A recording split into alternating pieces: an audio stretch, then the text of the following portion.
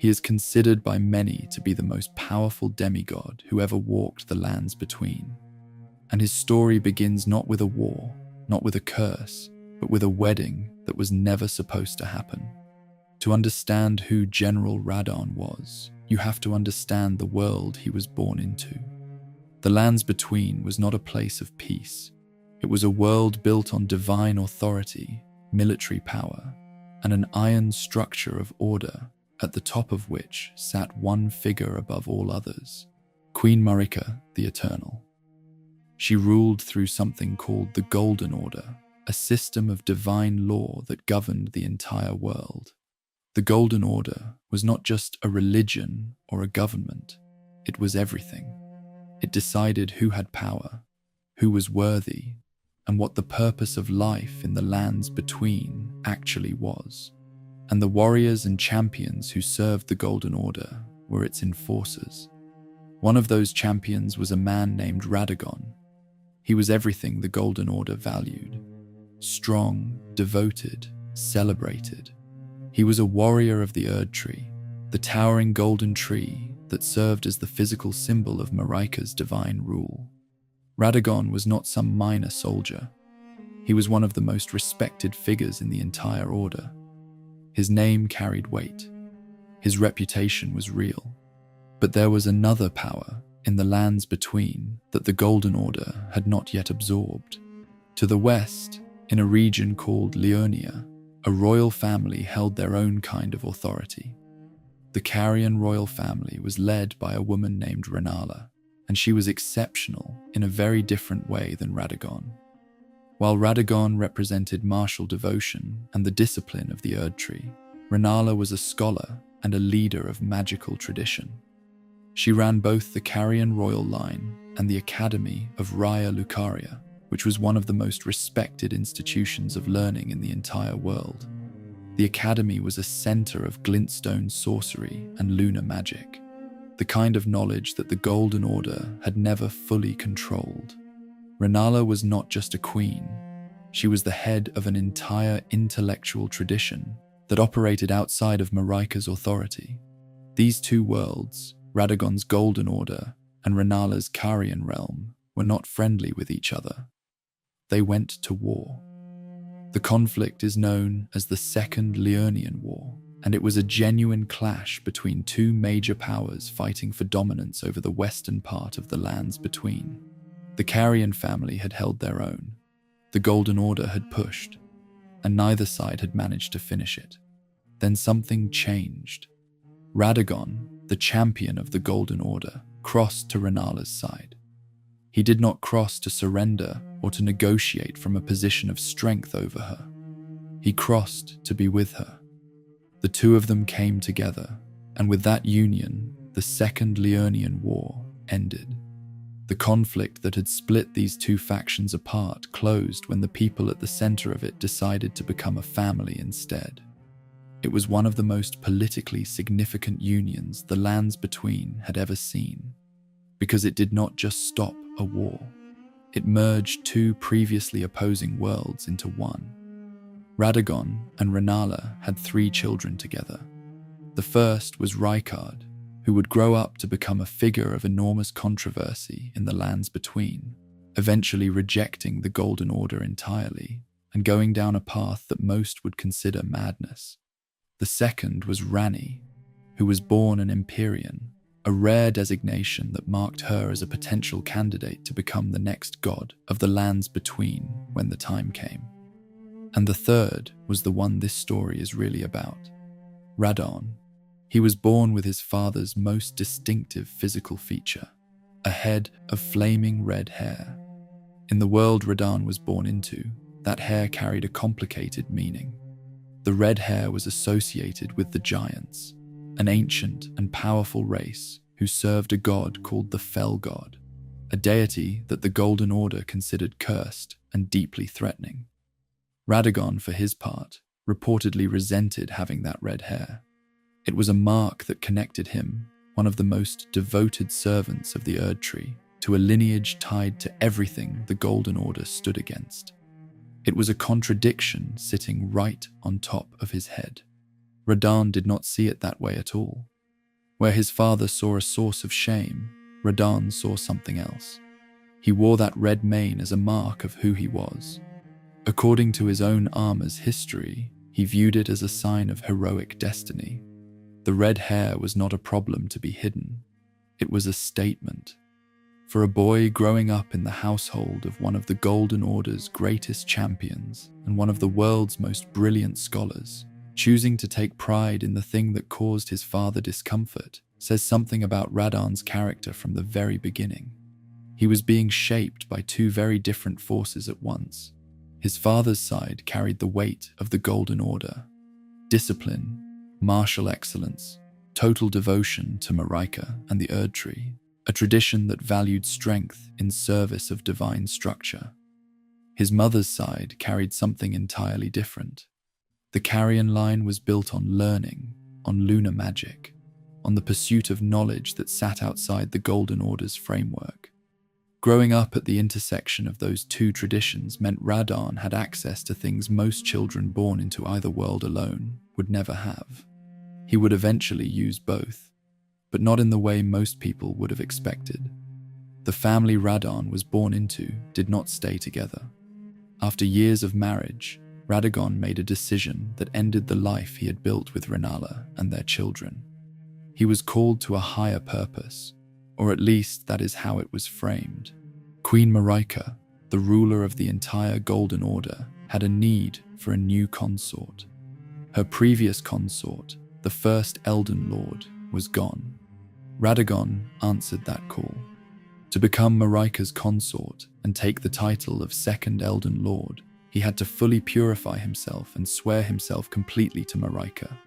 He purified himself with celestial dew and made that oath. Then he left. Rennala was left behind at the Academy of Raya Lucaria. The marriage that had ended a war and merged two worlds dissolved, and with it went the man who had built that bridge. By all accounts, the loss was devastating for Rennala. She stopped functioning as a leader. She retreated into herself and into the memory of what she had lost, spending her days cradling a small amber egg and singing softly to keep herself connected to something. The Academy's scholars carried on without meaningful guidance. The Carrion Queen, who had once run one of the most important institutions in the world, became a recluse surrounded by the echo of a life that no longer existed. Her children were left to reckon with what that meant. When Radahn departed to become Elden Lord, his children with Rennala were formally elevated to demigod status by their new stepmother, Queen Marika. This was not a minor development. Being a demigod in the lands between was not simply a title. It meant a connection to divine power, to the Erdtree itself, and to the greater structure of what ruled the world. Radahn, Rykard, and Ranni became part of a new and much larger royal family through their father's union with Marika, and that new family was extraordinary. Through Radagon's marriage to Marika, Radahn gained half-siblings who would shape the history of the lands between in ways that are still felt in every corner of that world. Godwyn the Golden, Marika's beloved firstborn, who was celebrated throughout the realm as a figure of extraordinary grace and power. Morgott and Mog, the twin omens, born with a curse that marked them as forbidden by the Golden Order's own laws, despite being the Queen's own children. And then the Empyrean twins, Miquella and Millennia, two of the most remarkable figures in the entire story of the lands between. Miquella was brilliant and deeply compassionate, possessed of magical talent that had no real equal, and held back only by a curse that kept his body locked in a state of eternal youth, regardless of how much time passed or how much power he gained. Millennia was something else entirely. A warrior of extraordinary ability who had trained since childhood to become the deadliest fighter alive, even as she carried a devastating affliction inside her own body that threatened everything around her. These were the people Radahn now shared a family with. It is worth sitting with that for a moment. Radahn grew up in a household built on the collision of the Golden Order's martial tradition and the Carrion line's deep magical scholarship. Then his father left to become the most powerful lord in the world, and Radahn's new extended family included figures who would go on to reshape history in catastrophic ways. One sibling would merge himself with a devouring serpent and declare war on the Golden Order entirely. Another sibling would cut herself free from her own divine fate, and two half-siblings carried the potential to become the next gods of the entire world. Radahn was shaped by all of that. Born to a father who was one of the most celebrated warriors alive, raised in part by a mother who represented an entirely different kind of power, and placed inside a family that spanned the full spectrum of what was possible in the lands between. The discipline of the Golden Order, the weight of Carian magical tradition, the complicated reality of a father who had chosen duty over family, the presence of siblings and half-siblings who would go on to define some of the most dramatic events in the history of the world. This was the ground Radahn grew up on. Not one tradition, not one identity, not one clear path forward. Two worlds pulling in different directions. And from the very beginning, the boy with the red mane had a specific way of dealing with that tension. He made a choice about who he wanted to be, and he committed to it with everything he had. He looked out at the world around him, at the competing powers and the complicated family he had been born into, and he found something to aim for. Not a compromise between his father's world and his mother's, not a careful balance between the two traditions pulling at him. He found a single figure who embodied exactly the kind of warrior and leader he wanted to become, and he locked onto that image with a focus that would define the rest of his life. That figure was not his father. It was someone who had come before, someone who had shaped the very world Radahn was born into by winning every war that ever came to him. The story of who Radahn became, why he wore lion imagery across his armor and styled himself the Red Lion General, and why he pursued power in exactly the way he did. All of that starts with who he chose to admire. And that is where this story really begins.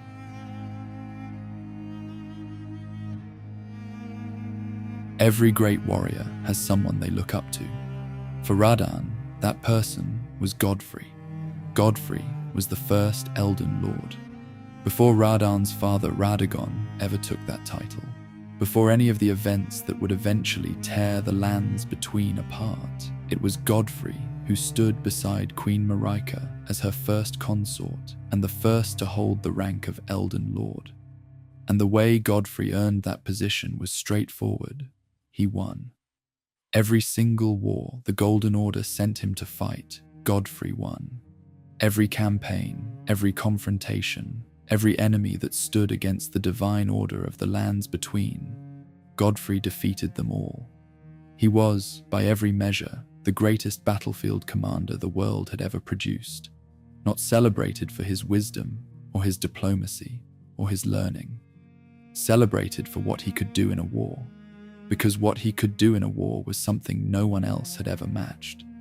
For a boy growing up shaped by a father who was himself one of the most respected warriors alive, and surrounded by the kind of power and expectation that comes with being a demigod in the world's most important royal family, Radahn could have chosen many figures to look up to. He chose the one who had gone furthest, the one who had won the most, the one who stood at the top of every standard the Golden Order held for what a warrior could be. And Godfrey was not just a figure of military achievement. He had a presence that matched the legend. He wore the pelt of a great lion across his back and shoulders, a massive, imposing piece of armor that announced what he was before a single word was spoken. But more than that, Godfrey carried a companion spirit named Sarosh, a mighty lion who manifested sitting directly upon his back. The lion was not decoration, it was identity. Godfrey and the lion were the same symbol: power, pride, something ancient and untamable, walking alongside absolute martial dominance. Radahn took all of that in and made a decision. He covered his own armor in lion imagery from head to toe. His helm, his chest piece, the details of everything he wore into battle all carried the mark of the lion. This was not the choice of someone who casually admired a historical figure. This was a deliberate statement of purpose.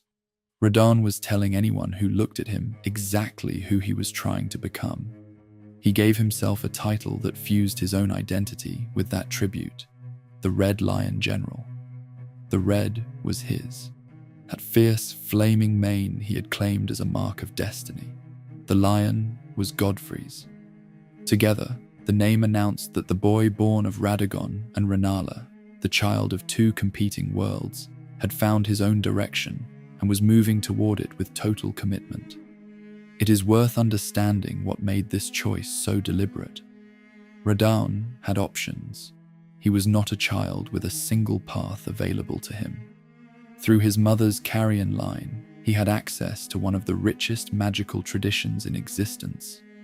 The Academy of Raya Lucaria, the same institution his mother ran, was right there. Glintstone sorcery, lunar magic, the kind of deep scholarly knowledge that only a handful of people in the entire lands between ever got to touch. Radahn had a direct connection to all of it by birth. He was not interested, not even slightly.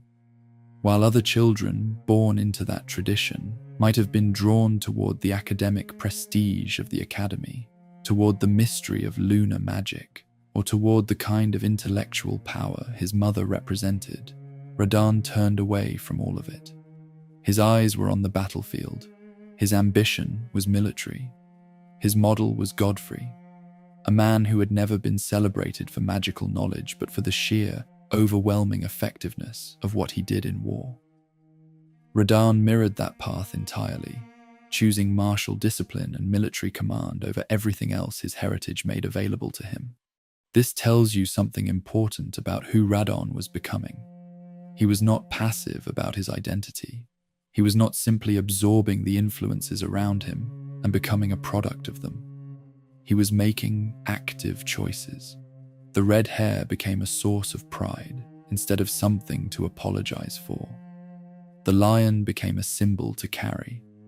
The martial tradition became a path to walk. At every decision point available to him in those early years, Radahn moved in a single direction and did not look back. And here is what made him genuinely unusual among the demigods.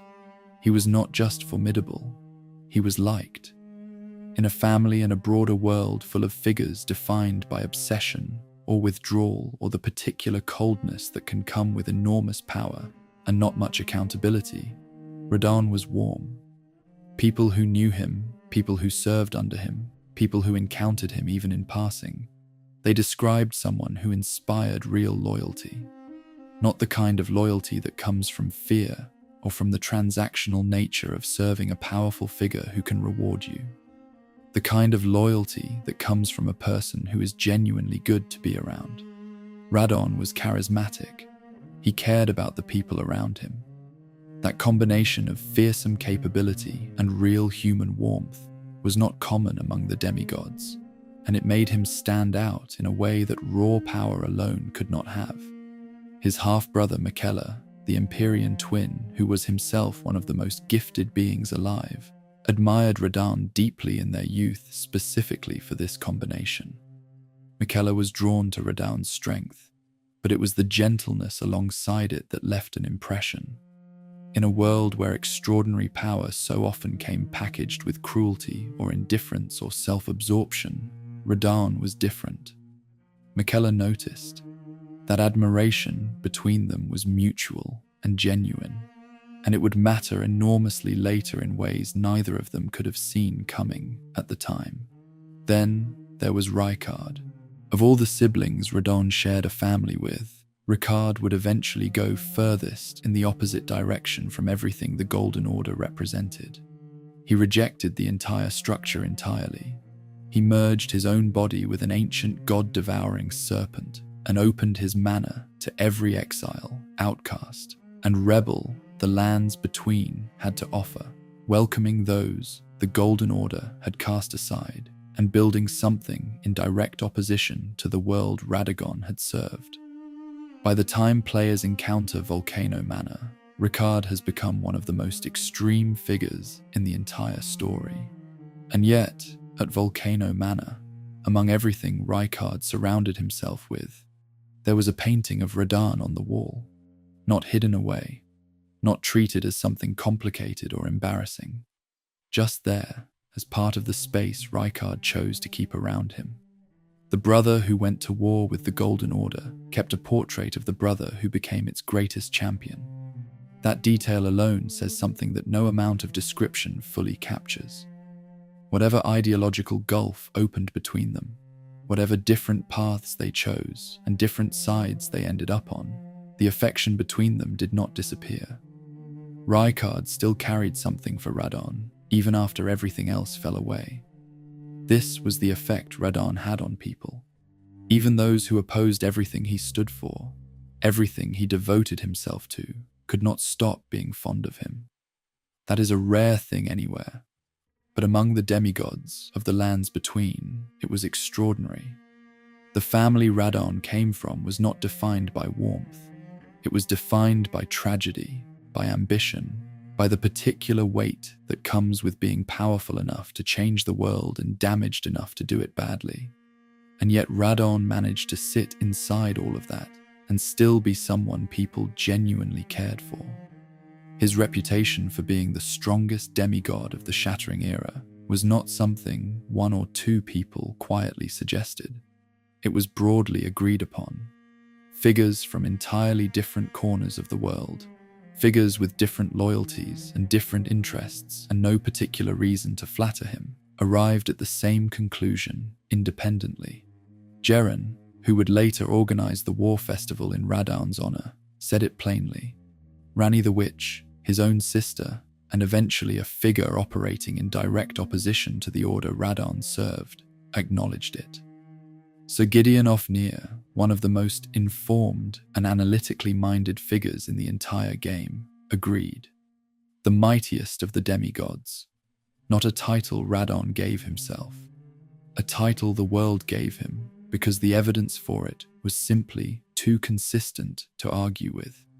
What Radahn built, starting from those early years when he chose Godfrey as his model and the lion as his symbol, was not just a reputation for being dangerous.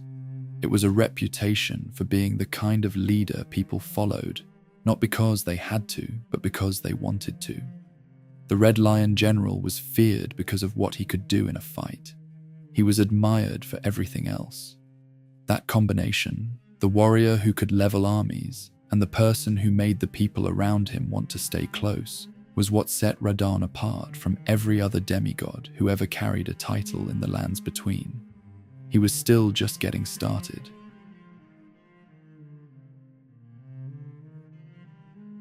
There is a reason Radahn learned magic, and it has nothing to do with war. By the time Radahn had grown into the warrior he was becoming, he had a problem.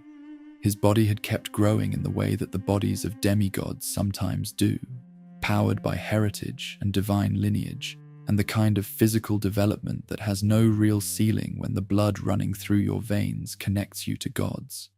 He was enormous, colossal in a way that most living things simply are not. And that size, that extraordinary physical presence that made him so formidable on a battlefield, created a complication that had nothing to do with enemies, or war, or any of the great conflicts of the lands between. He could not ride his horse anymore. The horse's name was Leonard, not a grand name for a war horse, not something that sounds like it belongs in the legend of the mightiest demigod alive, just Leonard. And Leonard was, by every description available, a small and scrawny creature, the kind of horse that would have been unremarkable in any stable in the world, the kind that nobody would have looked at twice. He was entirely unsuited, in every physical way, to carry a rider the size of Radahn. But Radahn loved that horse. This detail is easy to gloss over if you move through it too quickly. Here is a man who was being shaped into one of the most powerful figures in the history of the lands between. A demigod with access to two of the most significant bloodlines in existence. Someone who had consciously modeled himself on the greatest warrior lord who ever lived. And the thing that pushed him toward learning magic was not ambition. It was not the pursuit of greater power in battle. It was not strategy or conquest, or any of the reasons you might expect. He did not want to leave his horse behind. So he decided to learn gravity magic specifically to reduce the weight pressing down on Leonard when he rode. He would make himself lighter. Not actually lighter, his body would remain what it was, but he would manipulate the gravitational force acting on it, so that the load on Leonard's back became something the small horse could actually carry. The problem had a solution, and Radahn went looking for it with the same focused, goal-oriented thinking that defined every other choice he made. Now, the obvious place to go for magical education was the Academy of Lucaria. It was the most respected institution of magical learning in the world, a place that attracted the most gifted students and produced the most accomplished sorcerers. And Radahn had a more direct connection to it than almost anyone alive, because his mother ran it. He could have walked through those doors and been welcomed with every resource and teacher the Academy had to offer. He did not go there.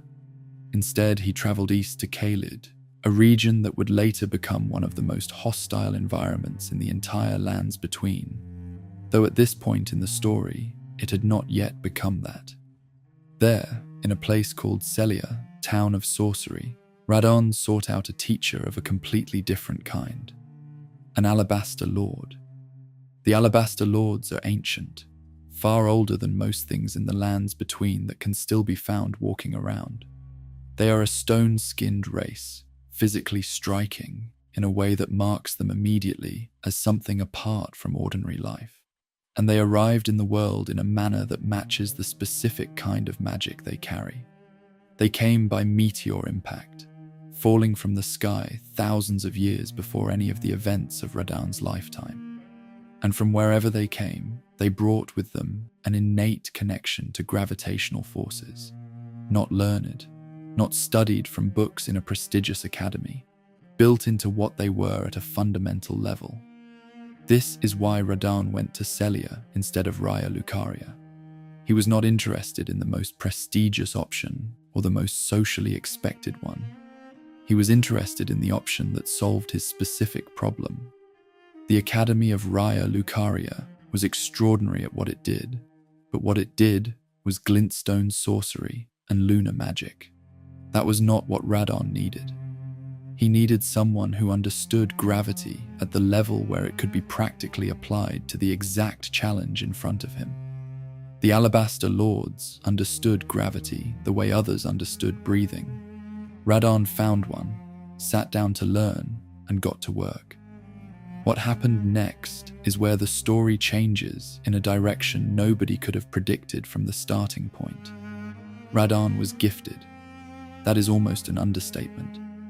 He came to this study with a narrow, practical goal in mind, and he achieved it. But he did not stop there. He kept going. What began as learning just enough to lighten himself for Leonard's sake turned into something that stretched far beyond anything that practical origin suggested. Radahn absorbed the principles of gravity magic and then pushed outward from them in every direction. He did not just learn to reduce his own weight. He learned to pull things toward him, to push things away, to compress gravitational forces and release them with explosive results. He learned to work at ranges that turned the battlefield itself into a tool. The spells that became associated with Radahn across his career reflect exactly how far he traveled from that starting point. Gravity Well pulled targets toward him with crushing force. Gravitational Missile hurled compressed masses of gravitational energy at enemies with precision and power. Collapsing Stars drew multiple targets in simultaneously from different directions, a technique that required understanding gravity not as a single force acting in one direction, but as something that could be shaped and directed and split across space. And then there were the meteorite-class techniques, which did not just manipulate gravity, but weaponized it at a scale that began to blur the line between sorcery and something closer to geological force. He took a tool he needed for his horse and turned it into a complete philosophy of combat. Every technique built on the one before it. Every expansion of what he could do reflected a mind that was never satisfied with solving just the problem in front of it, but always wanted to understand what else the same principles could do. This is what made Radahn more than a student who learned the material.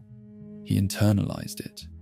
The gravitational tradition he absorbed from his Alabaster Lord teacher became as much a part of how he thought about power as the lion imagery on his armor, or the martial discipline he had modeled on Godfrey.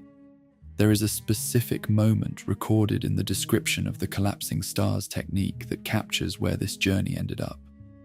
After mastering the spell, Radahn reportedly thanked his teacher and then said that he felt now he could have challenged the stars themselves. That single statement carries a lot of weight when you know what comes next in his story. But in the moment it was made, it reads as exactly what it sounds like. A student who came in looking for a very specific answer found something far larger than he was looking for, and left knowing that the ceiling of what he had learned extended all the way to the sky. The bond with Leonard did not fade when Radahn's power grew beyond anything Leonard could ever understand or be part of. That is the thing about this chapter of Radahn's life that stays with you. He did not learn gravity magic and then outgrow the reason he learned it. He learned it, and Leonard kept riding with him. The small, scrawny horse and the colossal demigod general, together. Radahn carried Leonard forward with him into every chapter of his life that followed, into his years commanding the forces of Caelid, into the wars of the Shattering, into everything.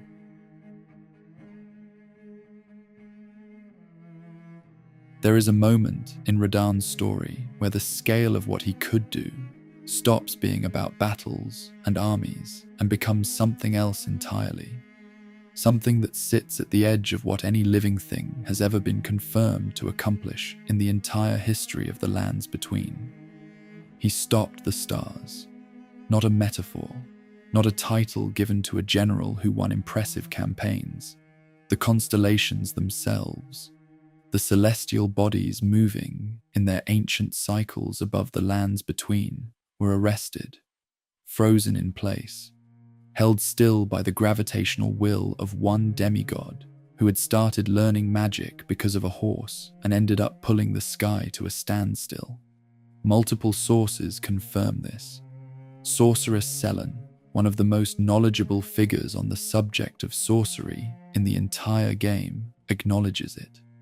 War Counselor Iji, a figure with deep understanding of how the stars connect to fate in the lands between, describes what Radahn did as a crushing victory over the constellations themselves.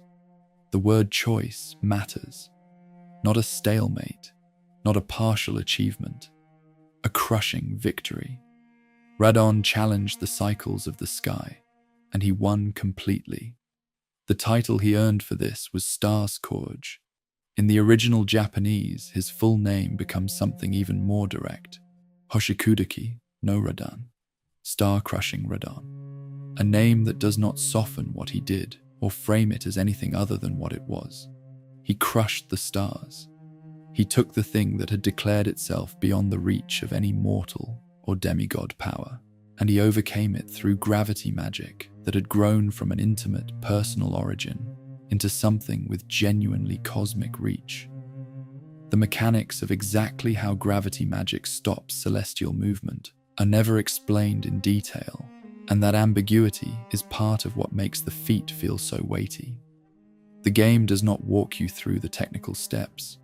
It simply confirms, through multiple independent sources, that it happened and that it held.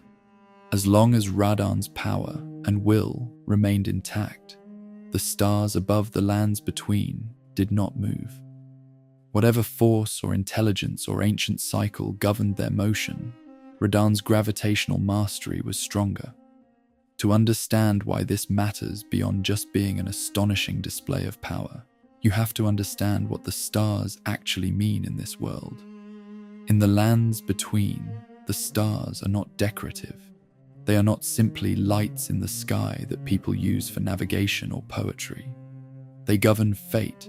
Specifically, they govern the fate of the Carian royal family, the same bloodline Radahn came from on his mother's side.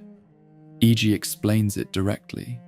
The fate of the Carian royal family moves with the stars, and the fate of Ranni, the rightful princess of the Carians, moves with them too. The stars are the mechanism through which destiny is written for that lineage. When they move, fate moves. When they stop, fate stops with them. Ranni the Witch was Radahn's sister. She was also, like her brother, something more than just a member of an extraordinary family. She was born an Empyrean, one of the rare individuals marked from birth as a candidate to become the next god of the lands between. When Queen Marika eventually passed from the role she held, or when the divine order shifted in whatever way it was destined to shift, an Empyrean would step into that position. The greater will, the cosmic force that underwrote the entire Golden Order, and the power of the Erd Tree itself, had a path planned for Ranni. Her star-guided fate pointed toward one destination, becoming the next vessel for that divine power, becoming the next god. Ranni did not want that. This is not speculation. Her entire arc in the game is built around rejecting the fate the greater will had written for her and finding a way to define her own path instead. She resented the predetermined nature of what the stars had decided she would become. A destiny chosen by something else, aimed at an outcome she had not agreed to, running on a timeline she had no say in. For someone with Ranni's intelligence and her own very specific vision of what the world should become, that was not acceptable. When Radahn halted the stars, he froze Ranni's fate alongside them. The path the greater will had laid out for her could not progress. Whatever the next step was supposed to be in her predetermined journey toward divine ascension, it could not happen while the celestial cycles that governed it were locked in place. Ranni was, in effect, paused at a threshold she had not yet chosen to cross. She could not be pushed forward by cosmic machinery that had stopped moving. The moment that changes is the moment Radahn falls. When the Tarnished defeats Radahn at the war festival in Caelid, the very first thing that happens in the world is that the stars begin moving again. E.G., upon learning of Radahn's defeat, responds with immediate and visible urgency. The path to Nokron, he tells Ranni's allies, may now be revealed, and it is not simply a statement of possibility. At that exact moment, a star falls. A meteor breaks loose from the arrested sky and comes down onto Limgrave, crashing into the earth southwest of the Mistwood, and opening a passage in the ground that had been sealed as long as the stars were frozen. The entrance to Nokron, Eternal City, the underground home of the Nox people, becomes accessible for the first time. Nokron holds something Ranni needs, a weapon called the Fingerslayer Blade, capable of harming the Two Fingers, the divine intermediaries that serve the greater will. That blade is the key that unlocks the next stage of her journey away from the fate the stars had planned for her. And the only way to reach it was for the stars to move again. The only way the stars would move was for Radahn to fall. Every piece of Ranni's entire quest line, the chain of events that leads to one of Elden Ring's major endings, and the possibility of an age of stars in which the lands between is freed from the greater will's influence entirely, runs directly through Radahn's death as its necessary starting point. He is not a side detail in that story. He is the lock on the door. Without his defeat, none of it opens. Now, why Radahn stopped the stars in the first place is a question the game never answers with a clean, definitive statement. The confirmed fact is that he did it, that it held, and that its consequences were world-shaping. The reasons behind it are where the most thoughtful lore analysis in the community has focused a great deal of attention, and it is worth laying out the two most widely discussed possibilities clearly while being honest that neither has been explicitly confirmed. The first reading suggests Radahn stopped the stars in service of the Greater Will and the Golden Order. Under this interpretation, the Nox people living in Nokron below the surface of the lands between had been working towards summoning a celestial event that would usher in an age of stars outside the Golden Order's control. The stars falling and Nokron opening was not something the Divine Order wanted. By freezing the constellations, Radahn prevented that from happening, serving as a devoted guardian of the structure he had grown up honoring. This reading frames the feat as an act of loyalty. The second reading emerged more prominently after Shadow of the Erdtree introduced new information about Radahn's relationship with Miquella. Under this interpretation, Radahn's motive was more personal. He had made a vow to serve as Miquella's consort when Miquella ascended to godhood. Ranni, as a rival Empyrean candidate, had her own star-guided path toward divinity. If Ranni fulfilled her fate and became the next god under the Greater Will's plan, that would eliminate or complicate Miquella's alternative path to the same destination. By halting the stars and freezing Ranni's destiny in place, Radahn protected the possibility that Miquella's plan could move forward instead. This reading frames the feat as an act of devotion to the vow Radahn had made to his half-brother. Both theories are serious, both are grounded in the available evidence, and both remain unconfirmed. What is confirmed is the outcome. The stars stopped. Ranni's fate stopped with them.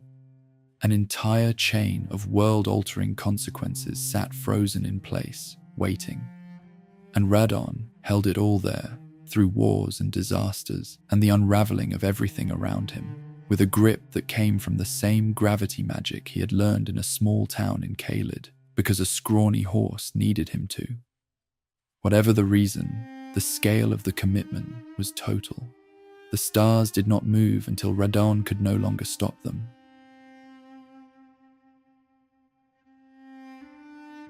Everything Radahn did after a certain point in his life was connected to a single conversation.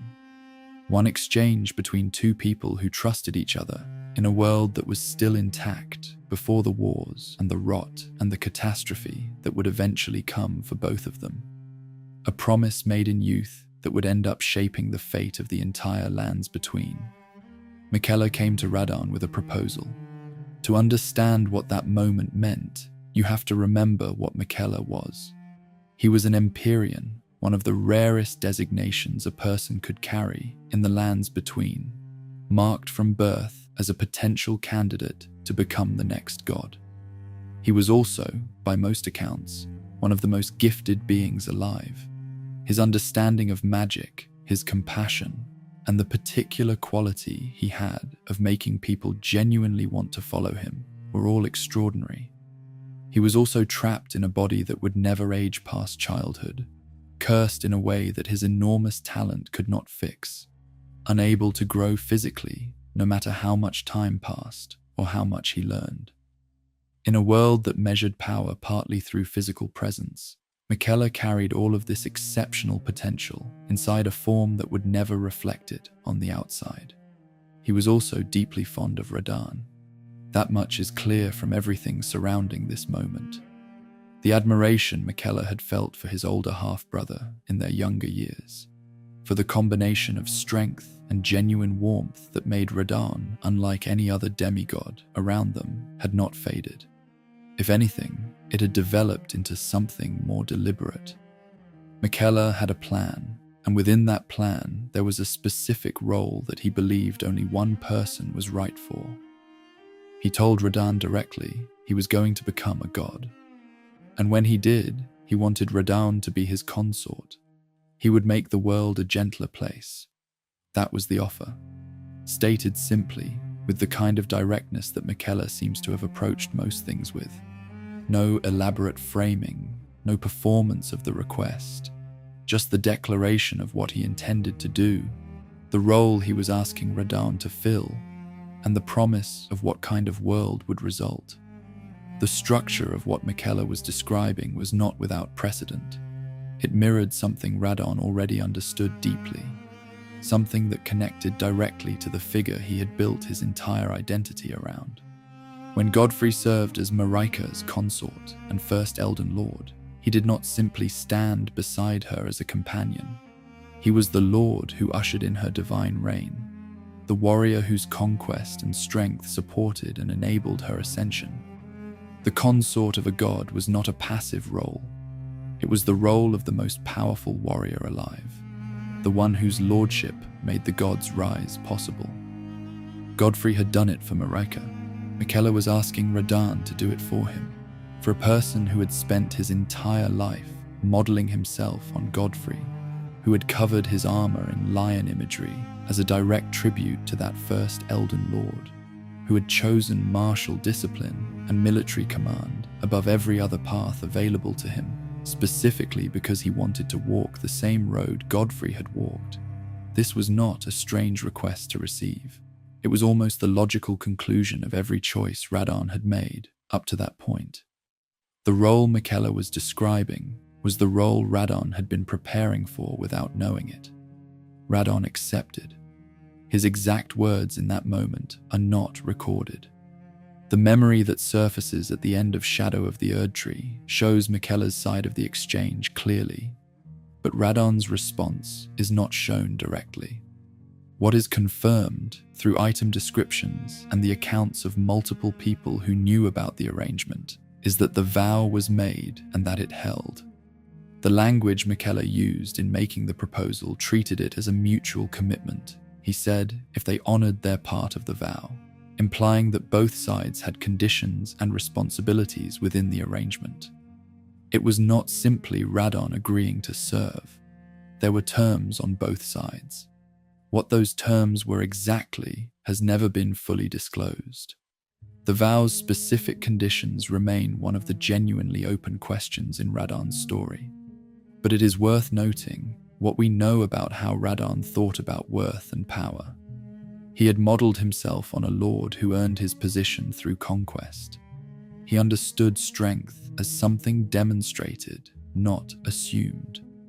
For someone with that philosophy, agreeing to serve as the consort of a future god would not be a decision made lightly or without conditions that reflected his own understanding of what made someone worthy of that kind of commitment.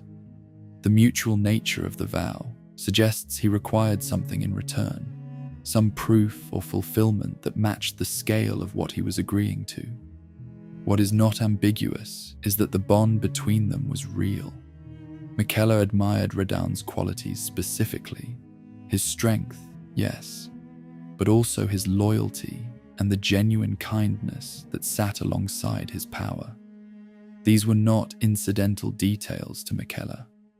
In a world full of demigods who were defined by obsession or self-interest, Radahn was someone whose character Miquella appears to have genuinely valued.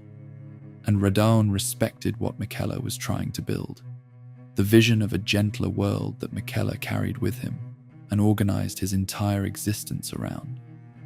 Whatever else would eventually happen to that vision, in the moment this vow was made, it represented something honest between two people who actually cared about each other. That context matters enormously when you follow where the vow leads. Because the next time this promise surfaces in Radahn's story, it appears in one of the most devastating moments in the entire game, delivered in the middle of a catastrophic battle by the last person Radahn would have expected to invoke it.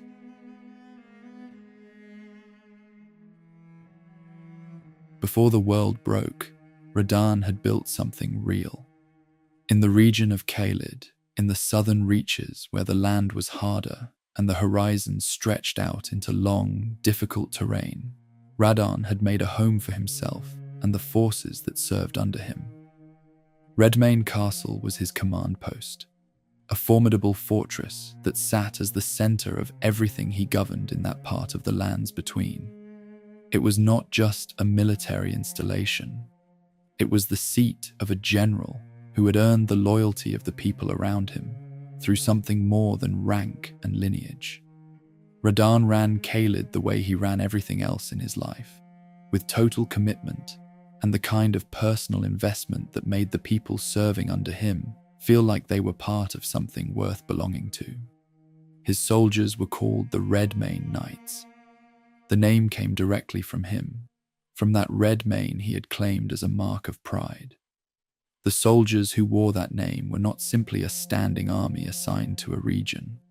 They were his. The identity of the unit was tied directly to the identity of their general, and that connection ran deeper than most military relationships tend to. These were people who followed Radahn, not because they had no other option, but because being a Redmane Knight meant something specific. It meant you were part of a force built by a leader who was genuinely worth following. One of the figures who understood this most clearly was a man named Redmane. He came to serve under Radahn not as a permanent member of the Redmane forces, but as a guest commander, an arrangement that carried its own kind of weight. The relationship between Redmane and Radahn developed into something that went well beyond a professional military arrangement. The two of them swore an oath to each other, a commitment built around the idea of honorable death. The oath meant that each had promised the other something specific about how their story would end, that if the time came, the other would ensure it ended with dignity and on terms that matched the life each had lived.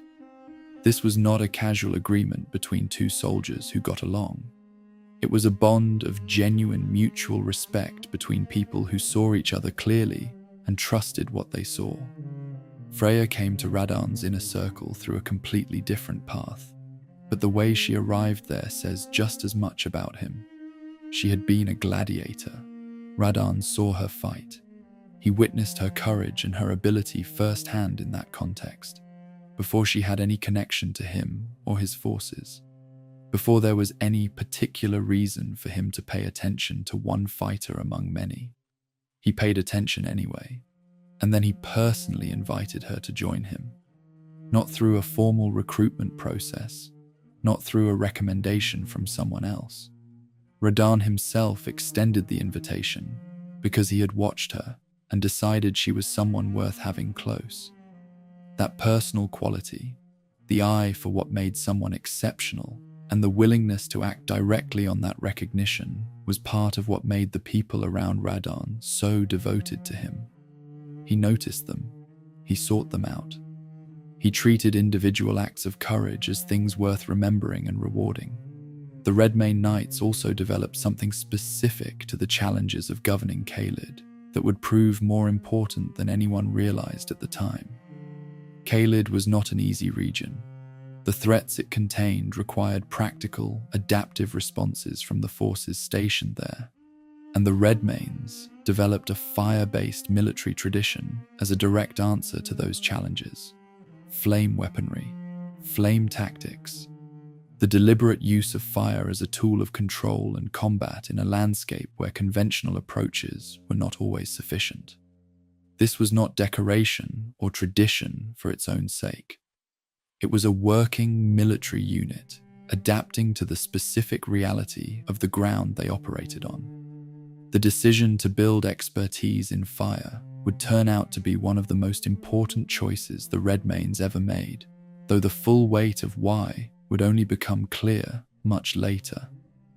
There is a detail from this period that sits quietly in his story, but reflects something important about the kind of person Radahn was when things were going well and the choices were his to make. The town of Celia, where he had once traveled as a young man to find an alabaster lord and learn the magic that would solve his problem with Leonard, was still there. The sorcerers who lived and worked in that town, who had been part of the tradition he had gone to study, remained in Caelid under his watch, and Radahn showed a protective attitude toward them. He did not govern Celia with indifference or treat it as simply another piece of territory. He extended something toward it that looked like care, a sense that the place where he had learned and the people connected to that learning were owed something from him in return. This is a small detail, in the larger architecture of who Radahn was, but it fits. He was the general who noticed Freya fighting and went to find her himself. He was the lord who swore personal oaths of honorable death with guest commanders he respected. He was the soldier who kept riding the same small horse for his entire life. He kept faith with the people and places that had been part of his story. That was simply how he operated. He also fought extensively across multiple fronts against multiple factions. The wars of the Shattering were not clean or contained. They spread across the lands between in ways that pulled every major power into contact with threats from multiple directions at once. Radahn's forces engaged with other factions throughout this period, and those engagements included confrontations with Margit the Fell Omen, a fearsome figure who served as a manifestation of Morgoth, and who clashed with Radahn's soldiers in the chaos of the Shattering.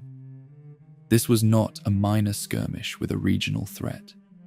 This was warfare against a force connected to one of the most powerful demigods in the world. The fact that Radahn's military was engaged on these multiple fronts while he simultaneously maintained his gravitational hold on the stars and governed a region the size of Caelid says something about the operational scale of what he was sustaining.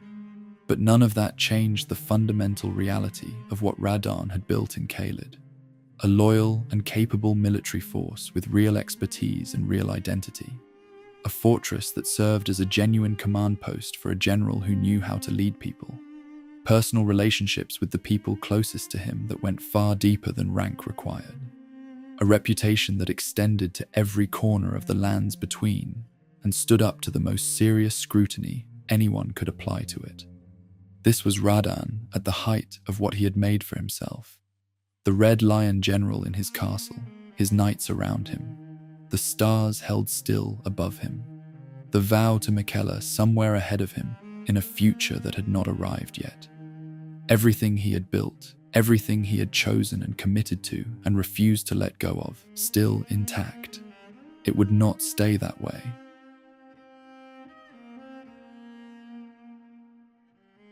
Everything that had held the lands between together came apart in a single night. The event is called the Night of Black Knives. It did not announce itself with armies, or open conflict, or any of the visible machinery of war. It came quietly, through shadows and stolen power, and a plan that had been constructed with enormous care by someone who understood exactly what they were doing, and exactly what it would cost.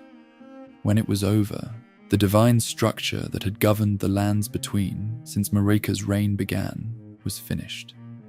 Not damaged, not weakened, finished. The target was Godwyn the Golden, Marika's firstborn son, and by most accounts the demigod she loved most completely of all her children. Godwyn was celebrated throughout the lands between in a way that went beyond the usual reverence given to powerful figures. He was genuinely admired, widely respected, someone whose reputation for grace and strength was not manufactured through propaganda, but earned through the actual quality of who he was. His death was not simply the removal of a powerful piece from a divine game board. It was a wound aimed directly at Marika herself. The assassins who carried out the act used something that should not have been accessible to anyone outside the highest levels of divine authority. A fragment of the rune of death, stolen from the fundamental architecture of the Elden Ring itself, imbued into blades specifically so that what those blades did to Godwyn could not be undone. The rune of death was what made endings final in the lands between. With a fragment of it weaponized in those blades, what happened to Godwyn that night was permanent in a way that went beyond simply ending a life. What Marika did next is the event from which everything else in Elden Ring flows. In her grief, and in what appears to have been a rebellion of her own against the greater will that had ruled through her for so long, she took the Elden Ring itself and shattered it. The Elden Ring was not simply a powerful object. It was the foundational source of divine law and order in the lands between. It was the structure that defined what was real, what was permitted, what carried divine sanction. When it broke, all of that broke with it. The pieces, the great runes that the Elden Ring had been built from, scattered outward to Marika's descendants across the world. And then the Shattering began. Each demigod who received a great rune gained something extraordinary from it. The power contained in even a fragment of the Elden Ring was immense, and the demigods who took hold of those shards found themselves elevated in ways that matched the scale of what they had received. But the great runes carried something else alongside the power. They pushed. They drove the people who held them toward obsession, toward conflict, toward the particular kind of single-mindedness that makes people dangerous. Not every demigod was affected the same way or to the same degree, but none of them were untouched. The war that followed, every major faction in the lands between, turning on the others in pursuit of enough great runes to claim the title of Elden Lord and rebuild the shattered order under their own authority, was not purely a product of ambition. The great runes themselves were pulling people toward it. Radahn received one. The difference in his physical appearance between the younger version, visible in the game's opening scenes, and the colossal figure players eventually encounter in Caelid is significant enough to notice. The Radahn of earlier times was large, certainly built in the way you would expect someone of his lineage and training to be built. But the Radahn who walks through the Shattering is something beyond that, something on a different scale entirely. The great rune appears to have amplified what was already there, taking the physical power of an already formidable demigod and pushing it further than any natural development would have reached on its own. What makes Radahn's great rune stand apart from every other shard scattered by Marika's act is what it did when the worst came for him. The item description is specific about this. The rune burns to resist the corrosion consuming it and its bearer. That description refers to the Scarlet Rot, which had not yet arrived when Radahn first received his shard, but which would eventually become the defining catastrophe of his existence. The Great Rune was not simply a passive object of power sitting in his possession. It was actively fighting on his behalf, resisting the infection trying to destroy both of them. A divine artifact from the shattered source of all order in the lands between, holding the line against a plague from an outer god of decay.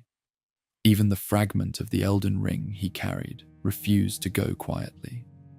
The Shattering itself was not the kind of war that has clean fronts and defined campaigns. It was chaos spread across an entire world, multiple factions fighting in multiple directions simultaneously, alliances forming and collapsing, regions changing hands and then changing again. The Shattering did something to the demigods beyond just creating the conditions for war. It changed them.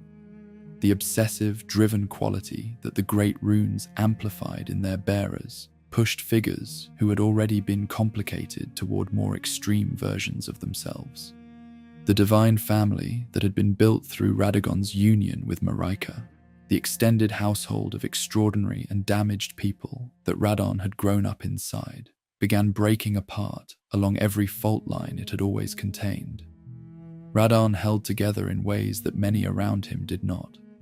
He had always been unusually grounded for someone of his power and position. The warmth and the genuine loyalty to the people around him that had defined him before the Shattering did not evaporate when the Great Rune arrived and the wars began. His soldiers were still his soldiers. His castle was still his command post. The bonds he had formed with Jeren and Freya and the broader Redmane force remained real through everything that the Shattering threw at them. But a world at war with itself is not a world that rewards staying grounded. The chaos of the Shattering did not ask for character. It asked for survival. And the specific threat that would eventually break through everything Radahn had built was not coming from any of the factions he was already fighting. It was coming from within his own extended family on two legs, carrying a decades-long accumulation of something no armor in the world could protect against.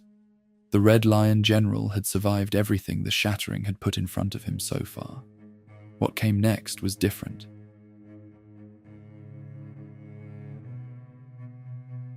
She did not appear suddenly. She marched. Millennia, Blade of Miquella, came from the mountaintops of the giants in the far north of the lands between and traveled the entire length of the world to reach Caelid. Through Aeonia, through Limgrave, southward across terrain that the Shattering had made dangerous and unstable, she kept moving. The distance alone was a statement of intent. This was not a reactive strike or an opportunistic push by a faction looking for an advantage. It was a deliberate journey with a fixed destination and a purpose that had been decided long before she took the first step. She did not come alone. Behind her marched the Cleanrot Knights, the elite force that served her directly and had done so through everything she had faced in the years before this march. The Cleanrot Knights carried something with them that most soldiers would have refused to carry under any circumstances. Millennia had lived with the scarlet rot inside her since the day she was born, a curse tied to an outer god of decay that had nothing to do with choices she made or mistakes she committed. It was simply there, part of her from the beginning, eating at her continuously. The soldiers who served closely beside her were exposed to that rot constantly, and that exposure had consequences. The Cleanrot Knights accepted those consequences willingly. They knew what serving beside Millennia meant for their bodies over time, and they came anyway. They wore their exposure as part of who they were. The name itself tells you that, a force defined by the affliction that came with their loyalty. Millennia herself was a figure whose entire life had been shaped by the tension between extraordinary capability and the thing inside her that worked against it at every turn. She had lost her right arm to the rot's advance, her left leg, her right foot.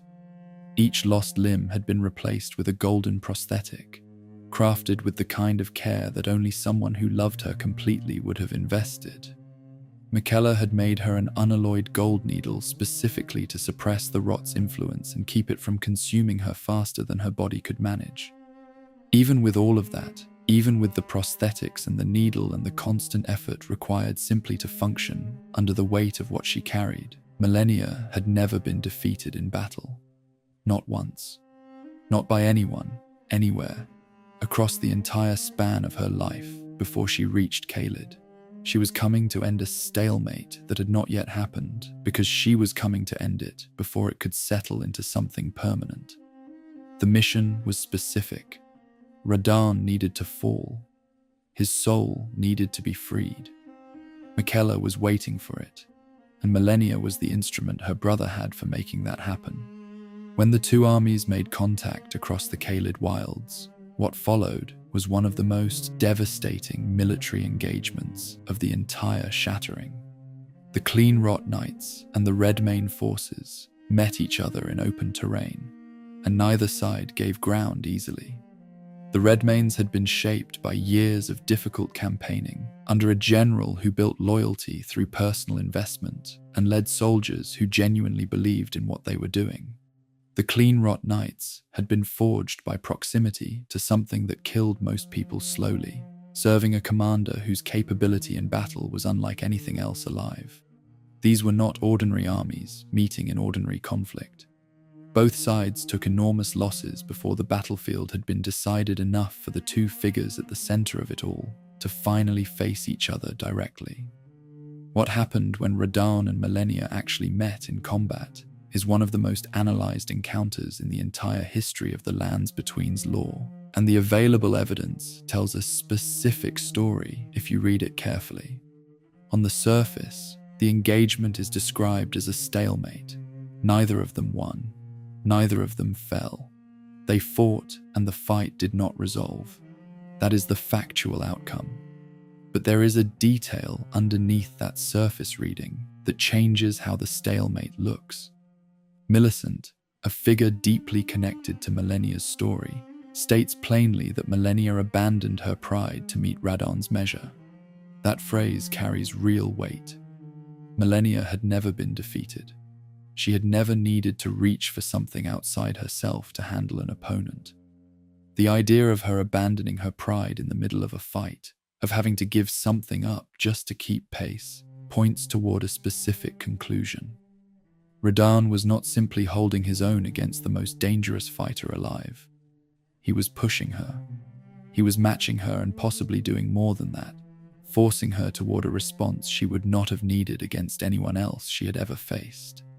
The sword monument that stands near the swamp of Aeonia does not offer analysis or interpretation. It is a historical record carved in stone, and it says exactly what it says. Radahn and Malenia locked in stalemate. Then the scarlet rot blooms. The rot was coming.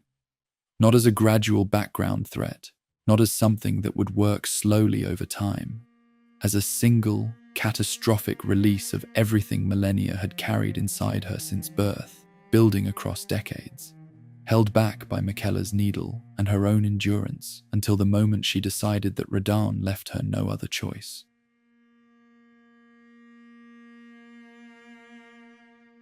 The final battle of the Shattering did not take place on some distant, anonymous stretch of land. It happened right there in central Caelid, in the fields southwest of Celia, the same small town where a younger Radahn had once arrived with a specific problem and left with the power to stop the sky. The ground where he had once learned from an ancient stone-skinned teacher became the ground where everything he had built came apart. Malenia had a decision to make. Radahn was pushing her in a way nobody had ever pushed her before. She had abandoned her pride just to keep pace with him, and it still was not enough to finish it. She was the most dangerous fighter alive, carrying a curse that had claimed pieces of her body for her entire life, and she was standing across from someone who refused to go down. The stalemate held, and then she made her choice. She broke the needle. Miquella had made the unalloyed gold needle for her out of love, a carefully crafted tool designed to suppress the rot living inside her and keep it from moving faster than she could manage. It was the mechanism that had kept her functional through everything. Every battle, every march, every year of her life, that needle was part of what held the worst of what she carried at bay, and she snapped it deliberately, removing the last thing standing between the outside world and decades of accumulated scarlet rot that had been building inside her body since the day she was born. What came next is called the Scarlet Aeonia, a rot flower bloom, not a gradual spread or a slow leak of infection into the surrounding area. An explosion. Concentrated, living scarlet rot that had been sealed and building for what could have been centuries, released all at once in a single catastrophic detonation directly onto the battlefield. The scale of it was enormous. The fields southwest of Celia did not survive it. The armies fighting there did not survive it. The landscape itself did not survive it. But just before the bloom, Malenia leaned close to Radahn and said something to him. She told him Miquella was waiting. She used his title. She called him the Promised Consort. In the middle of the single most destructive act she had ever committed, with everything about to be consumed in the rot she had just unleashed, she took a moment to tell him where he was going. She was not simply trying to win a fight. She was completing a delivery. Radahn had been the promised consort since the day he made his vow to Miquella in their youth. Malenia was here to make sure he arrived. The bloom did not finish Radahn on the spot. He was not a figure who went down cleanly or quickly. His great rune burned against the rot, fighting the corrosion trying to consume both of them, buying him time against something that could not ultimately be stopped. But the rot kept working. Slowly, then completely, it moved through him. Not his body first, his mind. The man who had held the stars in place through years of civil war, who had built one of the most loyal military forces in the lands between, who had been celebrated from one end of the world to the other as the strongest demigod alive, began to disappear from the inside. The intelligence went. The warmth went. The identity that had been built choice by choice since childhood. The red mane worn as a mark of pride, the lion on the armor, the gravity magic learned for a horse he refused to leave behind. All of it was eaten away by something that did not care what it was destroying. What was left was a body, enormous, still capable of extraordinary violence, still riding Leonard across the wailing dunes by some deeply buried habit that the rot could not quite reach. But the person inside it was gone. Radahn wandered Caelid in that state, the greatest warrior in the history of the lands between, reduced to a creature moving on instinct, gorging on the bodies of the soldiers who had served under him, howling at a sky he had once held still with his bare will. The wailing dunes became his territory in the way that a wounded animal claims the place where it fell. He was not governing it. He was haunting it. Millennia did not walk away from what she had done. She could not. Releasing everything she had carried since birth took everything she had left. After the bloom, she collapsed into a coma and lay there in the festering swamp that the battlefield had become, surrounded by the rot she had created, completely still. The swamp of Aeonia formed around her, ground zero of the explosion, a spreading contamination that had once been viable land and was now something else entirely. One person went back for her, a single clean-rot knight named Finley, who had survived the bloom and the chaos that followed it, found her commander lying in that swamp and made a decision that most people would not have been able to make. Alone, without support, fighting off everything that came at her across the full length of the journey, Finley carried Millennia's unconscious body back across the lands between to the Halig tree in the far north. The entire distance, every step of it. The act is recorded in the description of Finley's ashes and described in a way that makes clear exactly what it cost. It was one of the most extraordinary things any soldier did in this entire story, performed by someone whose name most people in the lands between would never know. What the bloom left behind in central Caelid was permanent. The soil took the rot, the water took it, the air carried it outward in every direction. Creatures that had once been ordinary animals were twisted into the kinds of things that no longer resembled what they started as.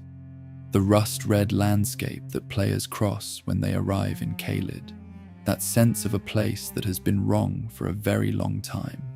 That is what Millennia's bloom made. At the center of it all, a giant petrified rot flower tree stands where she detonated, marking the exact spot the way a scar marks a wound. It does not move. It does not decay further. It simply stands there as a permanent record of what happened. The Redmane Knights stayed. This is the detail that says the most about what Radahn had built with the people who served under him. There was no military reason to stay. Their general was gone in every meaningful sense. The region was a contaminated wasteland, actively hostile to anything trying to live in it. They could have left, and nobody would have called it cowardice given what they were up against. They stayed anyway. Using the fire-based tradition they had developed during their years in Caelid, they burned the rot back wherever it spread. They developed specialized tools for it. They kept their formations and their discipline and their purpose in a landscape that offered them nothing but more rot and more fighting, and no realistic prospect of ever fully winning. The burned red lion crest on their armor became the symbol of that commitment, a mark of soldiers who had decided that honoring their general meant staying on the ground he had given everything to defend. Radahn had inspired that, not through commands or titles or the kind of authority that comes from sitting in a castle and issuing orders. He had inspired it by being the kind of person who made other people want to keep going, even after he could no longer lead them. The Redmanes burned Caelid because that was what he would have wanted. They held the line because holding the line was what the Red Lion General had always done. and they kept his symbol on their chests so that anyone who saw them would know exactly who they were still fighting for.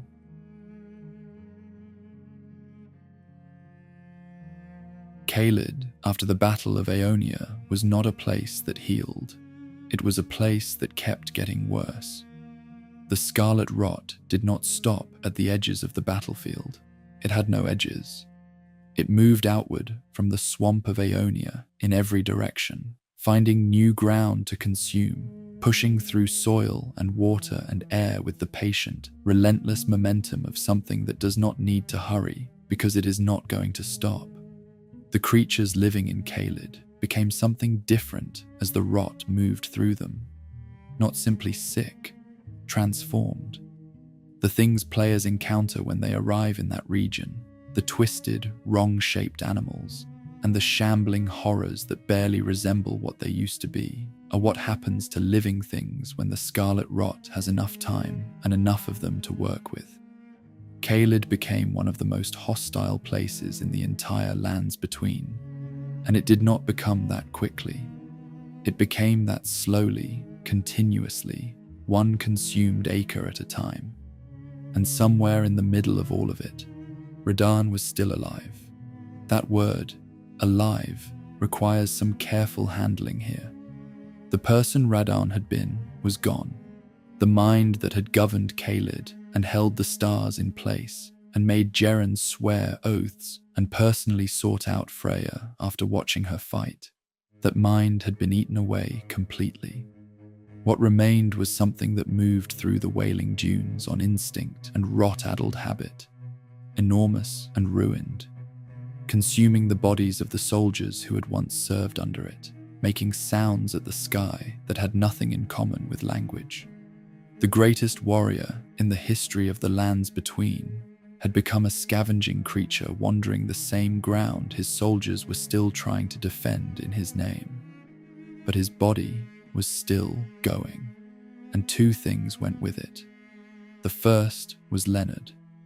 Whatever deeply buried thread connected Radahn to that small horse, the rot could not sever it. He kept riding, through everything, through the complete collapse of everything that had made him who he was. The habit of riding Leonard persisted. Players who reach Caelid before the festival see this directly. That massive silhouette moving across the red desert on an animal that should not be able to carry it. It is one of the most quietly devastating images in the game, precisely because of everything you already know about why Radahn learned gravity magic in the first place. The reason he sought out an Alabaster Lord and spent years mastering a cosmic force started with not wanting to stop riding that horse. The rot took almost everything. It did not take that. The second thing that remained was the gravity sorcery itself. Even in complete madness, Radahn could still use it. The ability to hurl colossal fragments of star mass, to fall from the sky like a meteor onto whatever was below him. Those techniques had been practiced and internalized so deeply and for so long that they had stopped requiring conscious thought to access. They were part of his body, the way breathing is part of a body. The rot dismantled his mind, but it could not reach the place where those abilities lived, because that place was no longer in his mind. It was in his bones, and the stars were still frozen. This is the detail that stops you when you sit with it. Radahn had no mind left, no awareness of who he was, or what he had done, or what any of it meant. He did not know his own name. He did not know Leonard's name. He did not know he had ever stood in a small town in Caelid and thanked an ancient stone-skinned teacher for showing him how to pull the sky to a standstill. None of that was accessible to him anymore. And yet the constellations above the lands between remained exactly where he had put them. The gravitational hold on the stars had become so completely a part of him that the absence of his mind could not undo it. Madness could not release what his will had locked in place, because the locking had gone somewhere deeper than will. It had become structural. It had become what he was at a level the rot could not reach. Ranni's fate stayed locked. Nokron stayed sealed. The path that needed Radahn to fall before it could open stayed closed, and Miquella's plan, which required Radahn's soul to be freed and captured, remained incomplete. All of that, the entire chain of world-altering consequences that depended on Radahn's death, sat waiting, because Radahn's body kept going through the wailing dunes, with no mind to guide it, and somehow continued doing the one thing that held everything else in suspension. Miquella understood the situation he was in. His promised consort was alive but unreachable in any meaningful sense, wandering a contaminated wasteland in a state that made it impossible to die cleanly or be freed cleanly. The plan needed Radahn to fall, and Radahn would not fall on his own. His great rune burned against the rot. His body endured. The stars stayed still. Miquella went back to the Halig tree in the north, the great golden tree he had grown himself as part of his path toward becoming something more than what he currently was, and he embedded himself inside it to continue developing toward the kind of power that godhood would require. It was the next step in a plan that had been running for a long time, and that the situation in Caelid had placed on hold.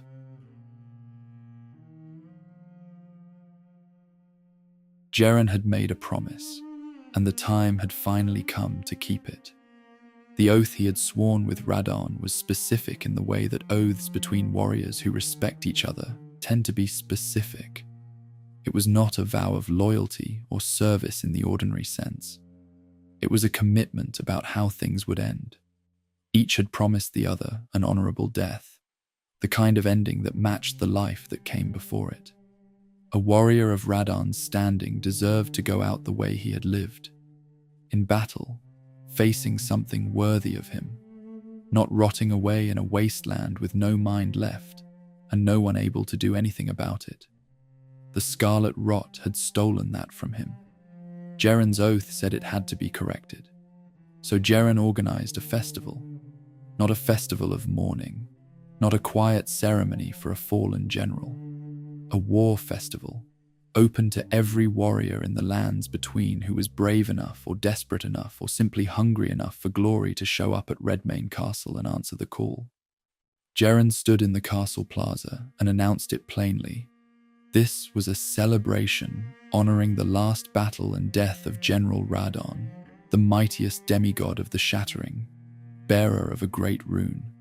Come and defeat him. Claim the glory. Take the rune. That was the offer. The death of a demigod as the prize, and the mercy of a proper ending as the actual point. There is something in that framing that is worth sitting with for a moment. Jeren was not organizing this event because he wanted Radahn dead. He was organizing it because Radahn deserved better than what he had. The festival was an act of love dressed up in the language of war, which was probably the only language Radahn would have recognized anyway. You honor a warrior by giving him a fight worthy of the life he led. You honor a general by sending an army. That was what Jeren built, and the army that answered the call was remarkable. Blade the half-wolf arrived, the great warrior who served Ranni and whose mistress needed the stars to move again. Iron Fist Alexander came, a warrior Jar who had been rolling across the lands between in pursuit of glory, and found something that matched the scale of what he was looking for. Bloody Finger Okina showed up, a frenzied duelist whose appetite for combat had brought him to every significant fight available. Lionel the Lionhearted came. Great Horned Tragoth came. Finger Maiden Theralina came. Redmane Castle filled with the kind of people who respond to the announcement of a demigod's final battle by packing their weapons and heading toward it. And then there was the Tarnished. The player walking into this festival is not walking in as a single champion facing a single opponent. That framing misses what the design of the encounter is actually communicating. The summoning of allies at the Radahn fight is not a gameplay feature tacked on to make a difficult boss more manageable. It is built into the lore of the event itself. This is a war festival. The entire premise is that what is out there in the Wailing Dunes requires an army to face, and an army is exactly what shows up. You cross that fog gate not as a lone hero, but as part of a force of champions assembled specifically for this moment by a man who made a promise and spent years figuring out how to keep it. The Wailing Dunes open up enormous when the fight begins. Radahn is not waiting at the other end of a corridor. He is out there, at a distance that makes him look small at first, which is almost more unsettling than the alternative. And then the arrows come. Colossal arrows fired from bows that match his scale, each one hitting with the kind of force that makes the ground itself react. Explosive gravity spheres follow, pulling and pushing at everything within range, turning the open dunes into a field that punishes anyone who does not keep moving. The gravity magic that began as a solution to a personal problem and grew into a complete philosophy of combat is on full display here. Still working, still precise, still devastating. Even in a mind that no longer knows why it learned any of it, he is still riding Leonard. That detail lands differently by this point in the story. You know what it means. You know why he learned to make himself light enough for that small horse to carry him. You know that the gravity magic responsible for the arrows screaming across the dunes at you was developed, originally, out of love for an animal he refused to leave behind. And there they are, the two of them, exactly as they have always been, in the middle of the worst version of everything that happened to them. Leonard carrying a giant who has forgotten everything except the habit of riding. Radahn riding a horse he no longer knows the name of, going through motions so deeply carved into what he is that even total ruin could not erase them. The melee phase, when it comes, is what the twin colossal swords were built for. Weapons of a size that should make them unwieldy in the hands of anything alive, swung with the kind of ease that the item description confirms was always true of Radahn. He carried those swords effortlessly. Past tense and present tense both apply here in a strange way, because the body doing it now is not the general who earned the right to wield them, but the physical capability that made wielding them effortless is still there. The rot took his mind. It did not take his arms. Then the second phase arrives. Radahn launches himself into the sky.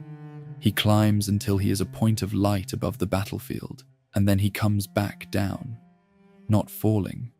Falling would be the wrong word.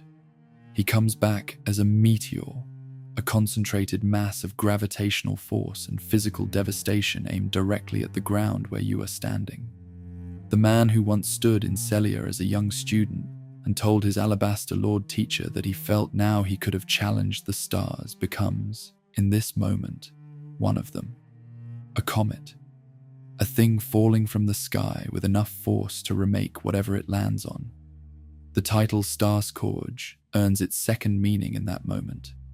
He was the one who crushed the stars, and now he falls like one. He says nothing through any of this. No words before the fight begins. No cinematic where he addresses the people who came to end him. No moment of recognition or farewell. He is the only shard bearer in the entire game who receives no introduction of that kind. No monologue, no dialogue, nothing. Just the dunes and the arrows and the silence of a man who no longer has anything left to say. That silence is not an oversight. It is the whole point. Everything Radahn was. Everything that made him worth 12 chapters of story before this moment was communicated through the world around him. Through Leonard. Through the Redmane's still burning fires across a ruined Caelid. Through Jeren standing in a castle plaza, honoring an oath made with someone who could no longer understand what an oath was. Through the lion on his armor and the gravity in his hands, and a small horse carrying an impossible weight across an endless red desert. From Soft did not give Radahn words because Radahn did not need them. His story had already been told. What stood in the Wailing Dunes was the last chapter of it, and the last chapter did not require a speech. When he falls, the remembrance of the Star Scourge is what remains. The confirmation of everything he was. The Star Scourge greatswords sit there as a final record of a man whose physical power was so far beyond ordinary measure that weapons nobody else could lift were, for him, effortless. A testament written in steel to the general who was called the mightiest demigod of the Shattering by everyone who ever watched him fight. Geren's oath was fulfilled. The Red Lion General had his ending. Not the one the Rot had tried to give him, wandering and ruined and forgotten. The one he deserved. A battle. An army that came because he was worth coming for. A death that matched the life. It was the last gift anyone could give him.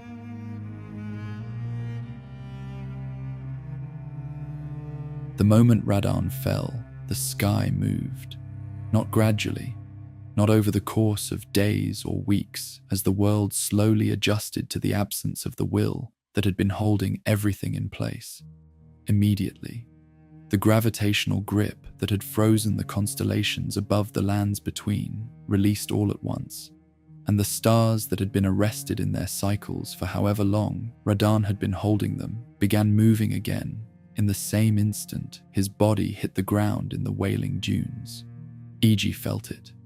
The war counselor who served Ranni's allies and understood better than almost anyone what the stars meant for the Carrion royal family, received the news of Radahn's defeat and responded with the kind of urgency that comes from someone watching a door they thought might never open suddenly swing wide. He had explained it before, the mechanism. The way that Radahn's gravitational hold on the constellations had frozen Ranni's fate alongside them. He had understood for a long time that if Radahn ever fell, everything locked in place would start moving again. Now that it had actually happened, the weight of it hit differently than the theory had. The path to Nokron, he told Ranni's people, may now be revealed. May. As if there was still some doubt about it. There was not. Southwest of the Mistwood in Limgrave, a meteor came down. A star that had been held in its arrested position for the entire length of Radahn's survival broke loose and fell, and when it hit the earth, it opened something that had been sealed for all that time. The entrance to Nokron, Eternal City, the underground home of the Nox people, cracked open in the wake of that impact. A city that nobody could reach while Radahn lived became accessible in the same window of time it took his body to stop moving on the battlefield above. Nokron had been down there the whole time. The Nox people, an ancient civilization living beneath the surface of the lands between, had kept their city and their secrets sealed away, while the star that would have opened the path to them stayed frozen overhead. Inside that city, waiting in the way that important things tend to wait in this world without knowing they are waiting, was something called the Fingerslayer Blade, a weapon built to do something that should not be possible: harm the two fingers, the divine intermediaries through which the greater will communicated its will to the lands between. The physical representatives of the cosmic force that had governed everything, made vulnerable by a blade that had been sitting in a sealed underground city for as long as Radahn had been holding the sky in place. Below the Wailing Dunes, under the battlefield where all of this had played out, the war-dead catacombs held something that the surface did not. The soldiers who had lost their lives in the Battle of Aeonia on both sides, the Redmanes and the Cleanrot Knights who had ground against each other across the Caelid wilds before their generals met directly, were still there, not at rest, still fighting. Their spirits had not moved on in the way that spirits are supposed to move on, caught instead in the moment of the battle that had ended them, unable to stop. The catacombs were a memorial of a specific kind, not one built by anyone with intention, but one that formed itself out of the catastrophic scale of what had happened above. The ground had absorbed the conflict and kept it. Everything downstream of Radahn's fall was now in motion. The stars moved. Nokron opened. Ranni's fate unlocked. Miquella's plan advanced. Geren walked away from the castle he had been bound to, and somewhere in the realm of shadow, a plan that had been years in the making, built on a vow between a young Empyrean and the half-brother he admired most, reached the moment where its next chapter could finally begin. The Tarnished who defeated Radahn, who would eventually follow Miquella's trail into the realm of shadow by finding the withered arm left behind in Mohgwyn Palace and touching it, was already connected to everything that came next in ways that would only become clear later. Radahn's death was not the end of his story. It was the point where his story stopped being about what happened to him and started being about what happened because of him. The stars were moving again, and the world that moved with them had no idea yet what it was moving toward.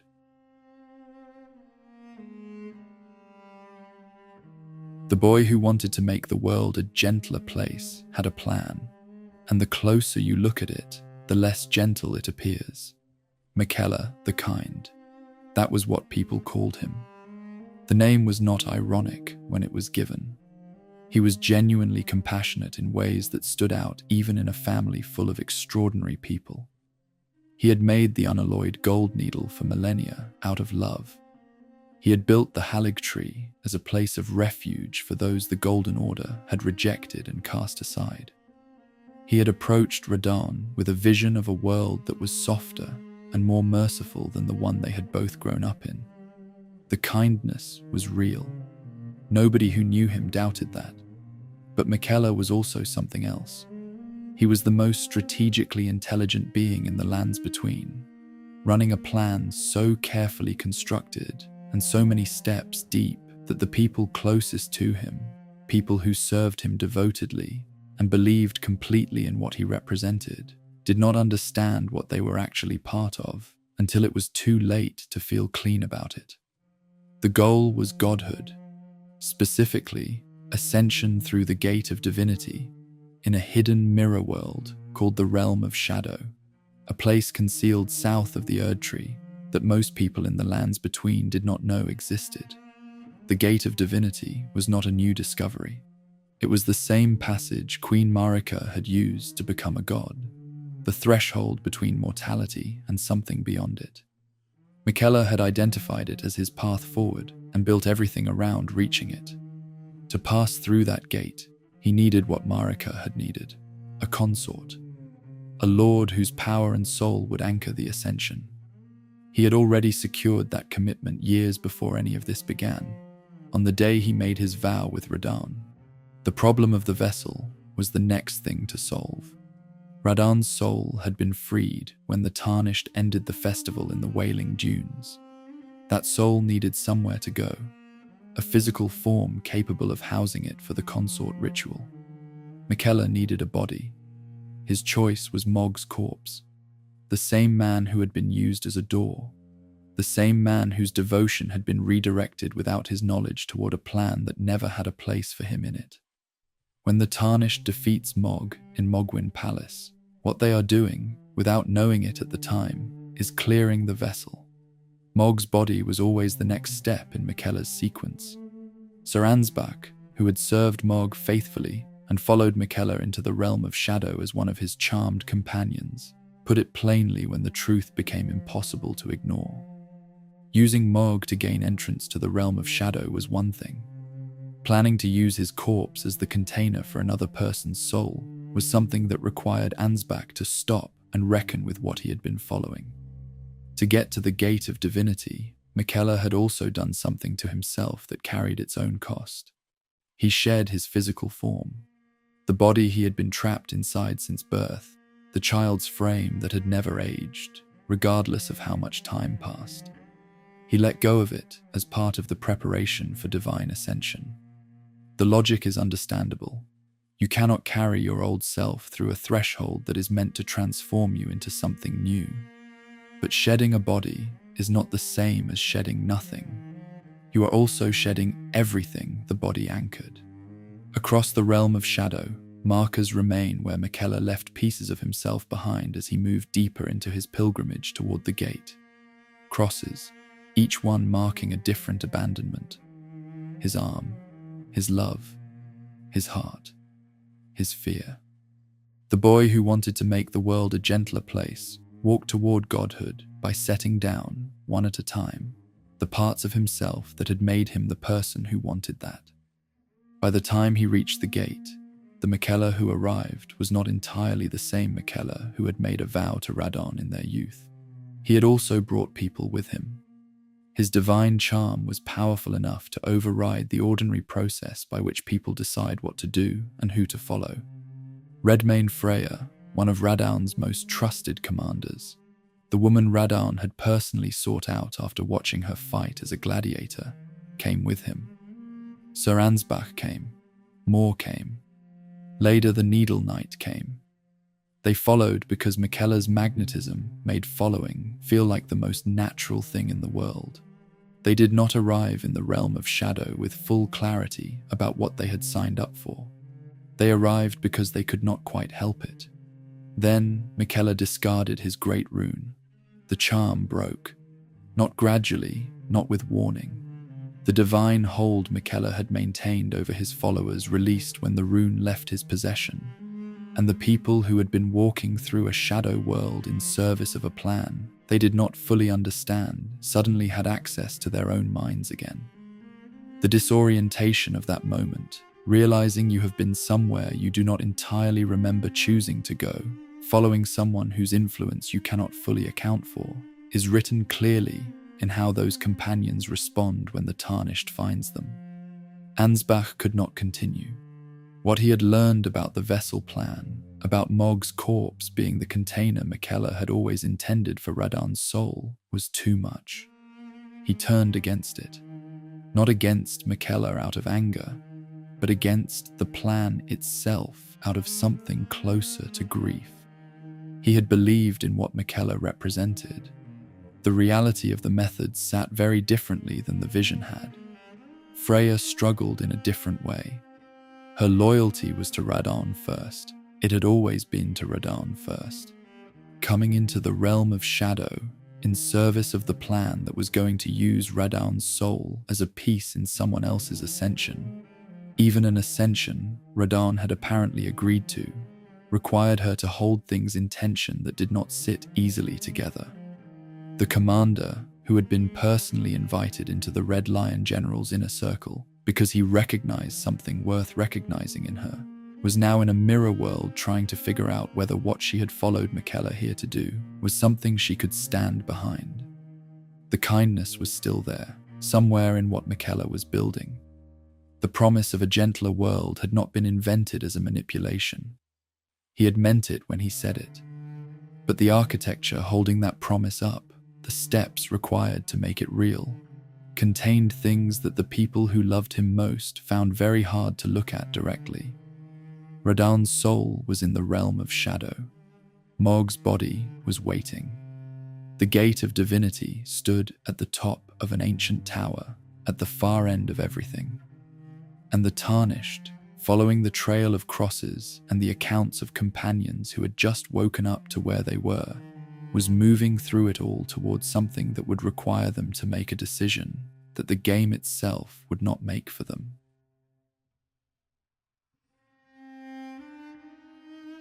The Tarnished follows a withered arm into another world. At the cocoon in Mogwyn Palace, where Miquella once slept while Mog kept his devoted and unknowing watch, a dried and shrunken arm is all that remains of the physical form Miquella shed when he crossed into the realm of shadow. Touching it is how you follow him. One moment you are in an underground palace built around a plan that was never what its architect claimed. The next you are somewhere else entirely. A mirror world hidden from the rest of the lands between, where the evidence of everything Miquella did to get here is laid out across the landscape like a trail of footprints left in ash. The realm of shadow is structured around what Miquella left behind, the crosses marking his abandonments, the companions wandering in the aftermath of a charm they are only now recovering from, the architecture of a plan that moved through this place methodically, removing obstacles and shedding weight and pointing itself like an arrow toward a single destination at the far end of everything. Walking through it is walking through the record of a mind that did not leave anything to chance. And somewhere in that realm, in the time between Radahn's fall in the Wailing Dunes and the Tarnished's arrival here, Miquella found what he had been waiting for. Radahn's soul had travelled to the realm of shadow after the festival ended, freed from the body that had carried it through wars and gravity magic and scarlet rot and a final battle against an army of champions. It was available in the way the ancient rite required it to be available. Miquella captured it. He performed the ritual described in the scroll of the tower, the one that said a lord's soul would require a vessel, and he placed Radahn's soul into the body Morg had left behind. The vessel that had been selected and prepared and cleared by the sequence of events Miquella had been managing for longer than most people knew he was managing anything. What came out of that ritual is called Promised Consort Radahn, and the first thing worth understanding about him is what he is not. He is not the ruined, feral creature that wandered the wailing dunes, eating corpses and howling at a frozen sky. He is not the general slowly losing his mind to rot in the years after Aeonia. He is Radahn restored. The rot is gone. The madness is gone. The identity that the scarlet rot spent years dismantling piece by piece is back, housed in a body that carries the physical traces of its previous occupant in the form of small omen horns growing from the gauntlets.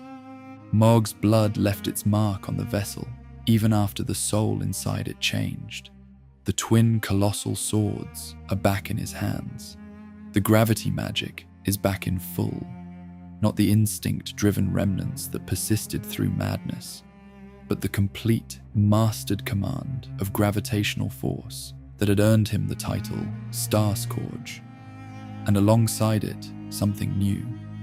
The body he now inhabits carried Morg's blood flame incantations, and those have not entirely left with the previous occupant.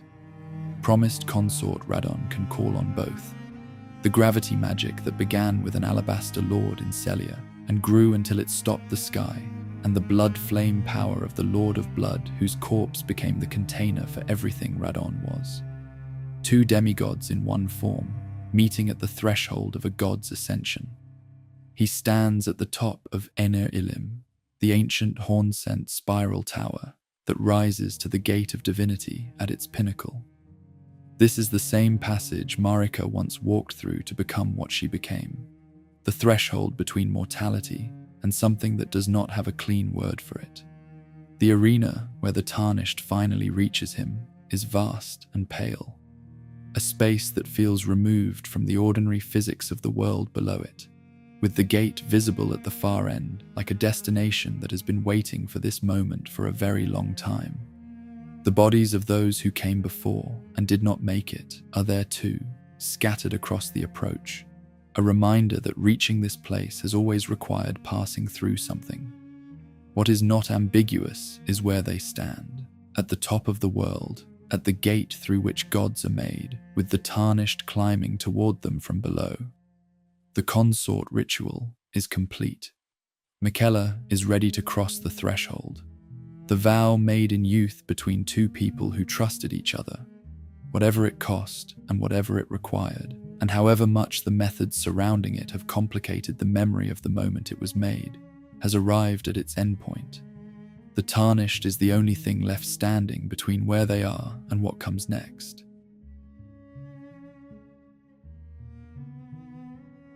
This is what everything was building toward.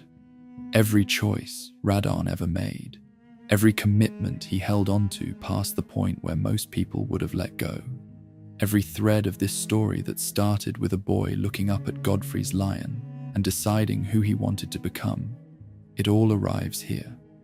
At the top of Ener Ilim, at the gate through which gods are made, in a pale arena at the edge of the world where the Tarnished and the Promised Consort finally face each other. Phase 1 is Radahn at the height of what he ever was, not the ruined wanderer of the wailing dunes, not the brilliant young general still figuring out what his power could do, the complete version. Every tool he ever developed, every technique he mastered, brought to bear simultaneously with the precision and ferocity of someone who has been in more battles than most people ever witness, and survived all of them.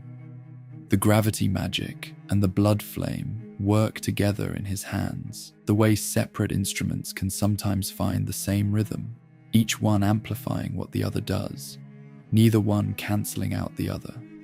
He is precise. He does not waste movement. He does not leave openings by accident.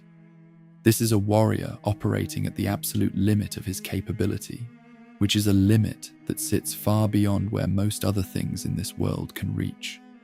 Miquella speaks while Radahn fights.